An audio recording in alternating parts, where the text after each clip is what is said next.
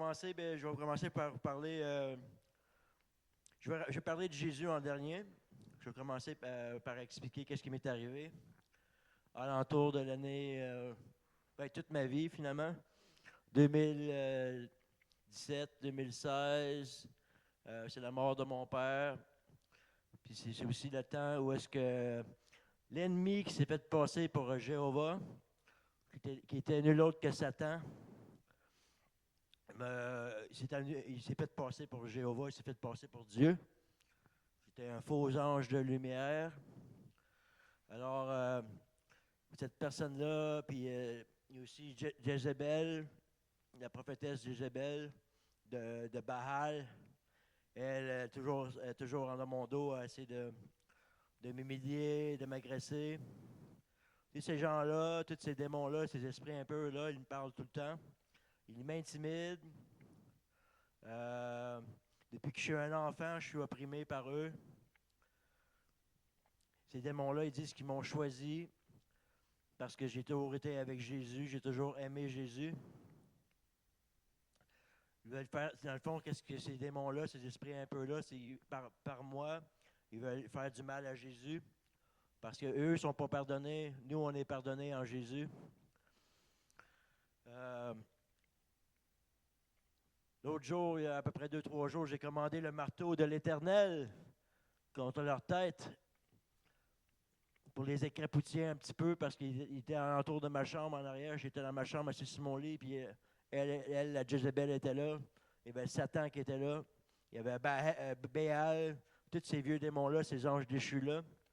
Ils ne voulaient pas que je parle aujourd'hui, qui m'ont dit qu'ils étaient pour me couper, me faire du mal, me faire bien du mal. Et voilà, je suis encore là aujourd'hui grâce à Jésus. Oui, c'était mauvais esprit de Satan-là. Il s'est fait passer pour Jéhovah, il s'est fait passer pour Uriel l'archange, Raphaël l'archange. Puis je peux vous dire une chose, c'est que Satan et ses démons, ils ont élu domicile à Montréal. Et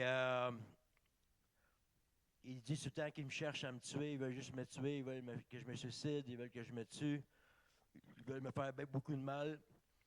Ça ne se passe pas comme ça. Même Satan a été dire, il m'a dit, Satan a été jusqu'à me dire qu'il contrôle toute mon identité. Puis que si je ne renie pas Jésus, il va me faire violer et tuer. Dieu, par sa grande révélation, m'a fait savoir qu'il m'a toujours influencé, eux. Ils ont été même jusqu'à toucher mon pénis, toucher mes fesses. Ils ont été même jusqu'à m'embrasser pendant que je dormais. J'avais une vieille sorcière en haut de moi, puis elle m'embrassait.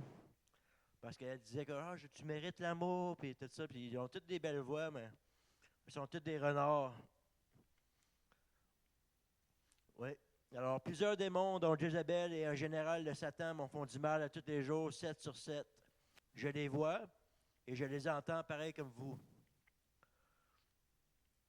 Ils me griffent, ils me touchent, ils me menacent de mort, alors que je fais toutes mes prières au nom de Jésus.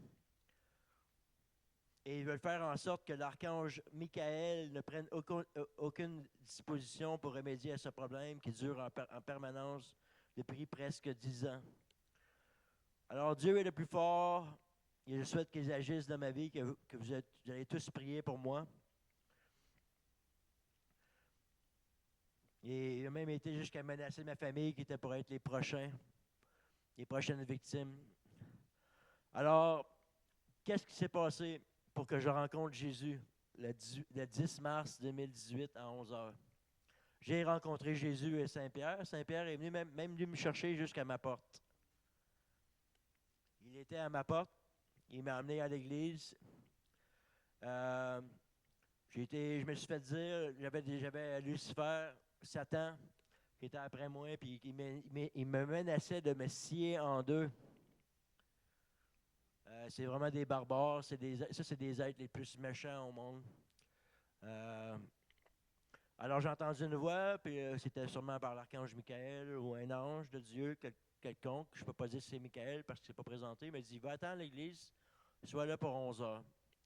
Alors, je suis arrivé à 11 heures à l'église, à 10h30, j'ai fumé ma cigarette, je suis rentré. Saint-Pierre dit, dépêche-toi. Puis là, il faisait le sermon pour pour la ressuscitation de Jésus. Alors,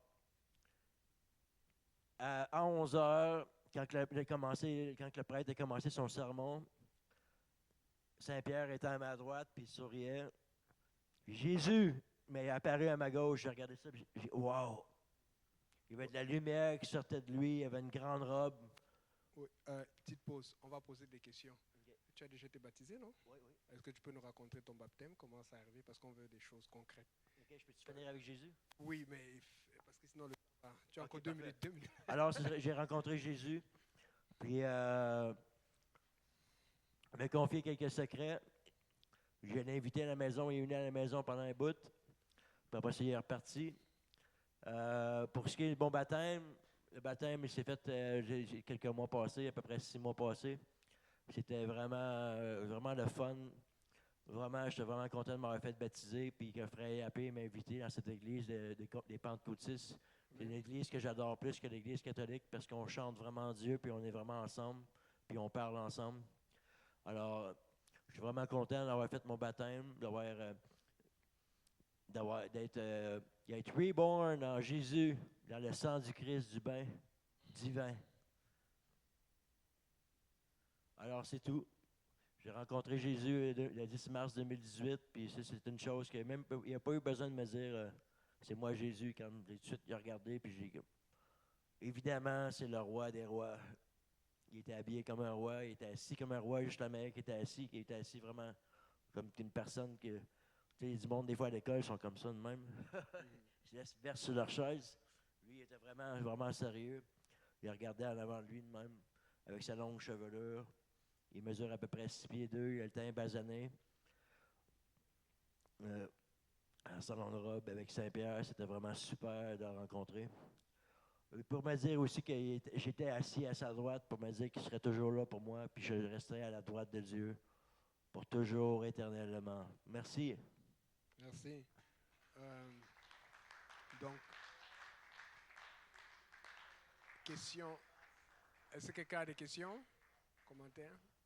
Sinon, on va continuer avec le pasteur Saint-Pierre va continuer avec le premier sujet. Juste rappeler, faire un truc. On va parler de l'aide médicale à mourir. Je sais que ça concerne beaucoup de gens. Tu sais c'est quoi? Tu vois, NSAFA, c'est quoi? Donc, tu vas devoir expliquer. Le pasteur Saint-Pierre va vous expliquer. Et puis, quand le frère Ludovic va venir, on va faire la deuxième partie d'environ 10-15 minutes. Et puis, dans la deuxième partie, on va pouvoir parler avec mon ami du travail. On va parler de l'unicité de la Trinité totalement. Il a beaucoup de connaissances, il a beaucoup de trucs. Et puis, on est là pour connaître c'est quoi l'identité de Dieu. Amen. Amen. Le Seigneur est bon. Amen. Alléluia.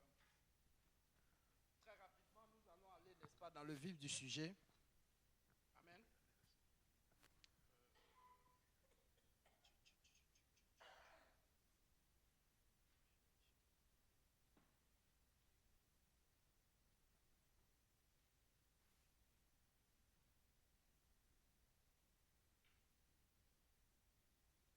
Bon, souvent les gens, l'aide médicale à mourir, les gens vont parler de l'euthanasie. Amen. L'aide médicale à mourir, c'est-à-dire, moi je vais aller dans un thème très simple. Amen. Donc, s'il y a quelqu'un qui a des idées, hein? Oui, s'il y a quelqu'un qui a des idées, il peut prendre le micro et puis intervenir. Amen. Donc, c'est, en fait, on trouve que nos parents ou bien un être cher souffre et on veut l'accompagner. Amen. On veut abréger ses souffrances. Et nous, les gens passent par des pilules pour, n'est-ce pas, accompagner cette tête chère-là. Souvent, ils vont identifier une personne qui est en stade, d'après la médecine, en stade final, soit le cancer très avancé, soit une leucémie très avancée, soit quelque chose, une angoisse. Mais c'est énorme. Amen. Et on va lui donner une certaine pilule, et puis le monsieur va prendre sa route tranquillement. Amen. Mais, vous savez, en tant que chrétien, ce n'est pas bien de le faire. Amen. En tant que chrétien, nous trouvons que c'est un meurtre. Amen. En tant que chrétien, même la personne même qui le demande, c'est un suicide. Amen. Oui, parce que qui nous sommes pour pouvoir abréger notre vie? Vous savez, quand Christ est venu, quand Dieu a créé le monde, il a donné le souffle de vie. La Bible nous dit que Christ est allé, n'est-ce pas, et il a pris les clés de l'enfer. Il a pris les clés, n'est-ce pas, de la mort. Donc, c'est Dieu qui donne la mort. Amen. C'est Dieu qui décide quand tu dois aller. Vous savez, dans l'église, on a prié souvent pour des personnes qui étaient en route vers totalement la mort, mais qui sont revenues à la vie. Amen. Et c'est de ça qu'il est question. Donc, nous, en tant que chrétiens, nous trouvons que c'est un meurtre. Meurtre pour celui qui commande et un suicide. Et suicide aussi. Dieu n'aime pas le suicide pour celui qui décide de se donner là, de prendre ce couloir-là. Nous trouvons aussi que c'est une faiblesse. C'est un manque de courage. Vous savez, tu peux lutter. Tu peux lutter jusqu'à t'en sortir. Tant que Dieu n'a pas encore décidé, tu as encore le souffle de vie, tu peux toujours lutter. Amen. Donc, c'est un meurtre, c'est quelque chose que la Bible réprimande. Amen. En tant que chrétien. Est-ce que quelqu'un veut dire quelque chose avant qu'on ne continue? Parce qu'aujourd'hui, on a beaucoup de sujets, vous avez entendu. Parce que l'aide médicale à mourir, c'est revenu encore maintes fois. Oui, allons-y. On va mieux avancer avec les questions.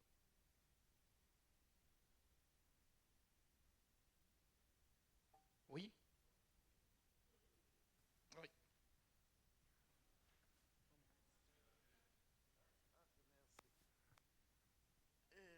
Qu'est-ce que tu as dit, c'est réel. Mais la personne, quand il demande tout, c'est parce qu'il n'a pas de la foi en Dieu. Quand tu crois en Dieu, c'est très différent. Moi qui n'étais pas là, j'ai vu des expériences parfois très difficiles. J'ai la misère à respirer. J'ai prié Dieu. J'ai dit, Dieu, qu'est-ce que je fais? Est-ce que tu m'as demandé quelque chose? Et je ne fais pas. Si tu me dis prier pour quelqu'un, je vais prier. Si tu me dis va donner la main à quelqu'un, je vais faire. Mais j'entends repasser ma pensée comme ça. Je demande pardon. Je dis peut-être j'ai fait quelque chose contre toi ou bien je ne sais pas, j'ai oublié, mais parle avec moi. Moi, je pense, et tellement je souffre. Parfois, j'hésite toute la journée. J'ai dit pour ma fille a été moi ça. J'ai dit, il ne faut pas fâcher avec ta mère. Hein. J'ai dit Jésus, toujours. Tellement ça me souffle là pour soulager. Et malgré ça, je peux dire, Seigneur, merci, parce que j'ai toujours sourire dans mon cœur, malgré c'est pas complètement passé. Quand j'ai fait un mouvement, j'ai monté ma chaise escalier chez nous, je suis en l'air comme ça, comme si mon cœur avait arrêté. Amen. Mais c'est pour cela que j'ai dit, quand tu as Christ, la pensée n'est pas pareille. Amen. Alors, quand la personne, il y a un problème, il sent c'est la mort tout de suite, il veut comme médical à mourir, c'est parce qu'il n'a pas de Christ. Satan prend la place. Amen. Amen. Amen. Amen. Amen. J'aimerais ajouter, j'aimerais parler de quelque chose. Merci beaucoup, maman. Sœur Fabienne, tu peux juste mettre 1 Corinthiens 15, 26.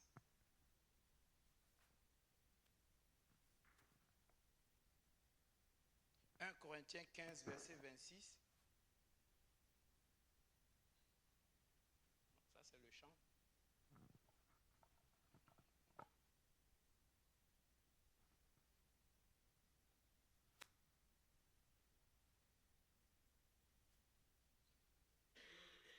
Regardez bien. La Bible déclare, le dernier ennemi qui sera détruit, c'est la mort. Amen. Le dernier ennemi qui sera détruit, c'est la mort. Ça veut dire que la mort est un ennemi. Deutéronome 30, 19. Deutéronome 30, 19. Nous saluons nos sœurs qui sont en train d'arriver.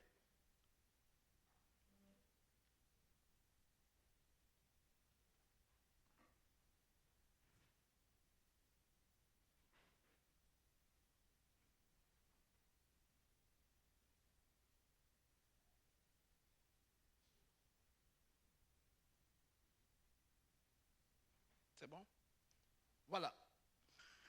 Moïse dit au peuple d'Israël, regardez, j'en prends aujourd'hui à témoin contre vous le ciel et la terre.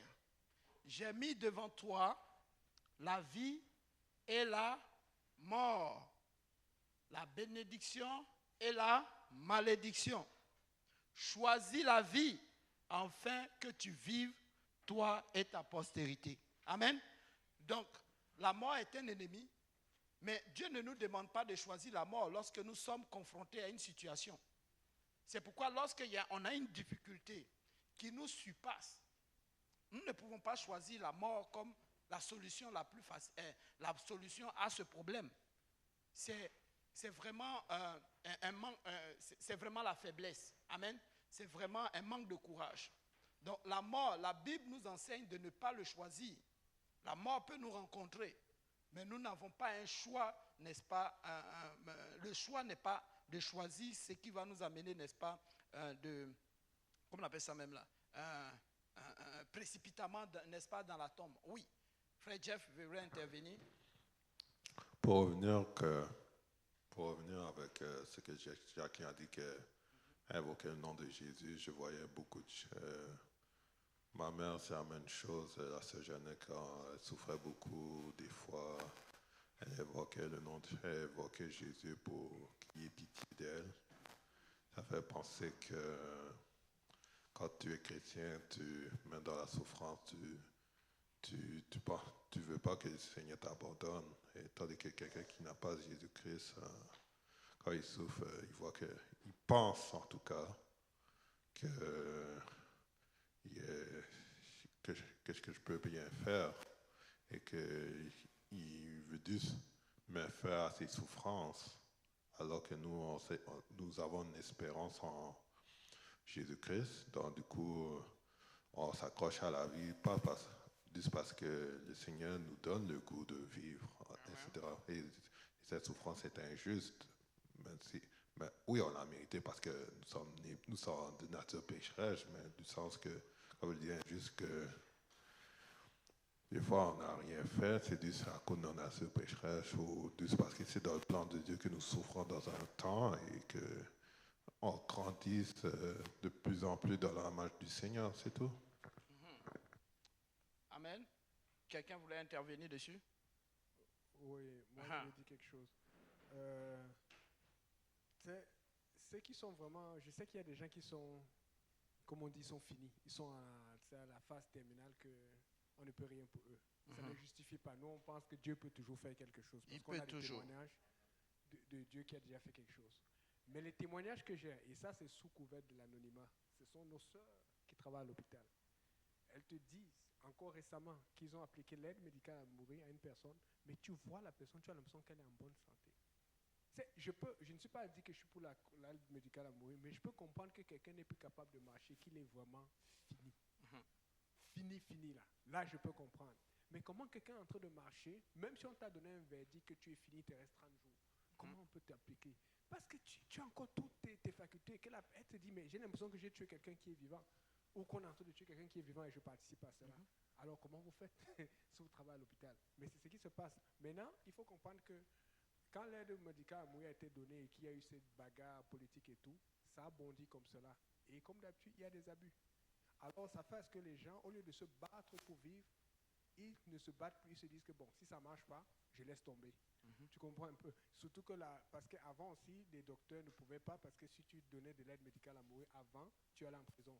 Maintenant, les docteurs, je ne sais pas, mais je vous dis, j'entends qu'il y a des docteurs qui te proposent cela déjà dans leur truc. Je ne sais pas si les gens peuvent confirmer qu'ils travaillent à l'hôpital, mais ils te proposent cela. Mais la façon dont c'est proposé, ce que j'entends, c'est que c'est proposé tellement facilement, tellement accessiblement.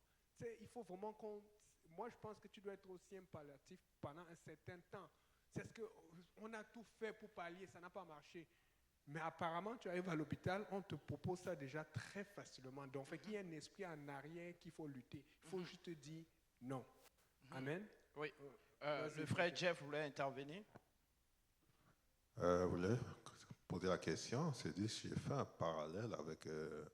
Je sais, c'est pas dans le sujet, c'est pas l'ordre du jour, mais quand il dit qu'il y a eu des abus avec l'aide médicale à mourir, je vois la même chose aussi dans le cadre de l'avortement, du sens que il y a des gens qui avortent à tout bout de champ sans trop réfléchir et les conséquences et tout, et que ça aussi c'est quand je fais le parallèle, il dit que les gens ne réfléchissent pas les conséquences à ces actes meurtrières. Oui. Mais c'est vrai. C'est vrai. C'est aussi un meurtre, n'est-ce pas? L'avortement. Vous voyez chaque jour, moi je vois des séances, je vois des gens qui militent contre cela, d'autres approuvent. Mais vous savez, quand Dieu a demandé à son peuple, n'est-ce pas, de passer, n'est-ce pas, dans un nouveau territoire, l'une des choses que Dieu recommande à son peuple, c'était quoi? De ne pas ressembler aux peuples, n'est-ce pas, qui sont dans ces zones-là. Amen, à Canaan. Et Dieu le précise bien. Il faisait passer leur fils quoi? Au feu. Il n'a pas dit des hommes, il dit leur fils, leur fille. Il le donnait, n'est-ce pas, sur un autel à Baal. Vous savez, quand quelqu'un, on dit tantôt, quand tu n'as pas Christ, tu es comme désespéré. Tu es prêt à prendre la première solution que le monde t'offre. Et réellement, c'est un peu ça. Vous voyez, avant-hier, il y avait une jeune fille qui, je crois que c'était en Haïti, qui a jeté son bébé. Elle est allée, elle a fui, elle a allé se cacher, mais ils l'ont retrouvé. Ils lui ont donné son bébé. La femme qui a retrouvé le bébé, elle lui a donné, mais elle dit non, je n'en veux pas. Vous voyez, c'est triste. Vous voyez, c'est pourquoi c'est très important, les enseignements que nous suivons. Le Seigneur dit ouais, que mon peuple périt faute de connaissance. La mort, c'est l'absence, n'est-ce pas, de la lumière de Christ. Amen. Oui, vas-y maman. Vas-y ma soeur, désolé. Amen. Le micro marche. Désolé, vous savez, quand on touche quelque chose que l'ennemi, vous voyez, il fait tout. Il va tout faire. Nous aussi, on est là. Oui, je voulais apporter un point au sujet de l'aide médicale à mourir. Moi aussi, j'ai entendu plusieurs témoignages à ce sujet-là. Et des fois, ce que je trouve qui est un peu trop aberrant, on peut dire, parce que c'est qu'on va donner l'option, on va laisser l'option. Des fois, on ne va pas le proposer directement à la personne, mais on va lui dire, ben de toute façon, tu n'es pas éligible comme ça à l'aide médicale. On va d'abord faire, 2 médecins doivent faire l'évaluation et puis ils doivent s'assurer que tu es un bon candidat. Il y a des conditions, il y a plusieurs conditions. Il faut d'abord que tes douleurs soient incontrôlables, réfractaires. Il faut tous tes symptômes, que ce soit des choses qu'on ne peut pas. On a tous essayé et que vraiment il te reste une quantité de temps à vivre qui est vraiment court. Et donc, on explique tout ça à la personne et puis on lui donne l'option. La personne sait qu'il a cette option-là, que même s'il n'est pas sûr qu'il va arriver, qu'on va lui dire oui, il a accepté, mais on laisse quand même ce choix-là à la personne. Et puis, l'un des témoignages que j'avais entendu qui était quand même qui m'avait quand même assez touchée, c'était un un monsieur qu'on devait justement lui donner, ils disent c'est un soin, mais bon. Et donc, le monsieur, il marchait, peut-être qu'il était en fin de vie, mais il marchait, il faisait toutes ses affaires. Et puis, quand c'était la journée où on devait lui donner l'aide médicale, on lui a dit, qu'est-ce que tu veux faire comme dernière chose avant qu'on te donne, qu'on t'applique ce que tu nous as demandé? Le monsieur, il a dit, OK, je vais juste aller fumer une cigarette. Mais il avait toute sa capacité toute cognitive que physique pour descendre, aller fumer. Ensuite, il revient et puis quand il est revenu, il a dit « Ok, non, je n'ai plus rien à demander, je suis prête. » Donc, j'ai trouvé ça, comme Pasteur Yannick a dit, c'était comme si tu sens, dit comme ça, c'est comme si tu sens que c'était quelqu'un qui pouvait encore espérer, qui pouvait encore pousser, qui pouvait encore se battre. Oui, oui. Donc, moi, je trouve que le point, c'est que Dieu, c'est vraiment l'espérance que nous avons en Dieu qui fait toute la différence. Parce que la personne, comme il ne connaît pas Dieu, il n'a pas d'espérance de quelque chose de mieux, il se dit, comme on ne peut rien faire pour moi, donc moi, je vais participer à cela. Oui, j'aimerais intervenir un tout petit peu avant de céder le... Voilà. Donc, vous voyez, quand une personne subit, n'est-ce pas, l'enseignement, quand une personne subit des messages, amen, quand il parle de messages, c'est-à-dire si tu continues à écouter certains messages, qu'est-ce qui arrive? Tu vas finir par te convaincre que c'est ça la solution. Amen. Si tu n'as pas d'autre alternative et que c'est la seule alternative comment on appelle ça, que tu reçois à chaque fois, il te donne même des détails chaque jour. Qu'est-ce qui arrive? Ça va influencer ton centre de décision. Amen. Et finalement, tu vas commencer à faire quoi? Donc, c'était comme le pasteur Yannick le disait, c'est comme un plan préparé. Vous savez, le plan préparé, c'est quoi? Vous avez, quand on arrive à McDo, vous savez, quand j'achète, par exemple, comment on appelle ça même? Un hot dog ou bien, je ne sais pas moi, un sandwich. Vous savez, le lendemain matin, qu'est-ce qu'ils font? Quand j'arrive encore, ils me proposent la même chose. Et finalement, je ne cherche pas vraiment à faire quoi? À chercher quelque chose d'autre. Et c'est ça que je prends. Et chaque fois que j'arrive dans un McDo quelque part, c'est comme s'il reconnaissait. Vous voyez? C'est un peu comme quand tu écoutes, mais les premiers instants, c'est pourquoi c'est très important ce que nous ingurgitons. Vous savez, les premières choses qui ont fait que Adam, Ève est tombée, c'est quoi? C'était le message. C'était une causerie. Elle passait du temps avec cette personne-là. Elle n'a pas trouvé d'autre alternative. Il y avait Adam qui était à côté, mais Adam, son poids n'a pas pu peser. Pourquoi? Parce qu'il s'est tué. Ces genres de séances, c'est pour que nous puissions parler. Amen.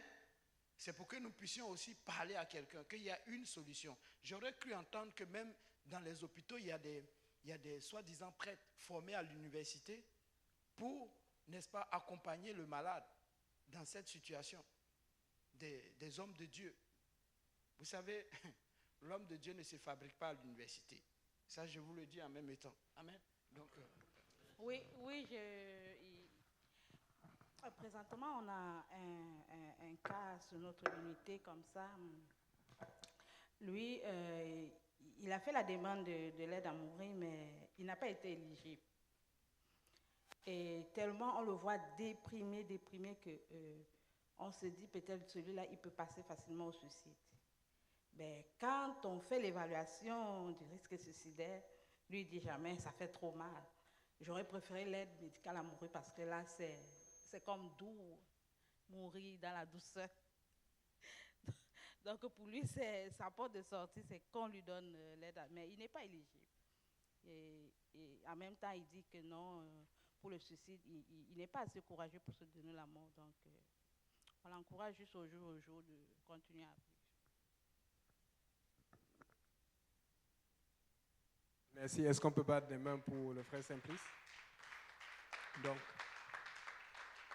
je vais juste conclure sur ce point avec un point important.